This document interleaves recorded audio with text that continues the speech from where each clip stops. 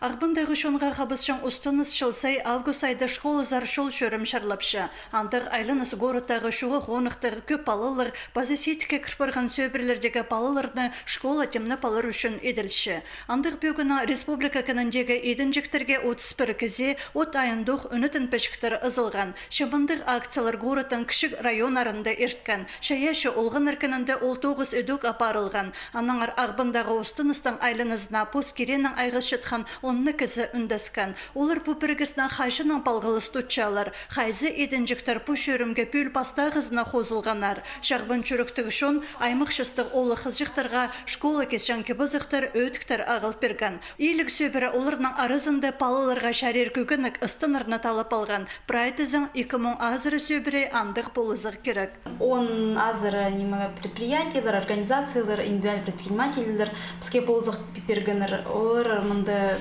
кибізық ақ келгенер школьный форма, базы канцелярский наборлар, рюкзактыр, үйткітір балаларға. Күнге біздің 3000 азыры балы тұшы арық тұсқа кірпірген малообеспеченный семьяның. Ағбандағы шонға қабысшан ұстыныз школы заршыл шөрімні сентябр айның ортызына шетірі ұзаратшы. Сейт кондайларды бұлпырған олғанырға полызық берерге қажында орай немес.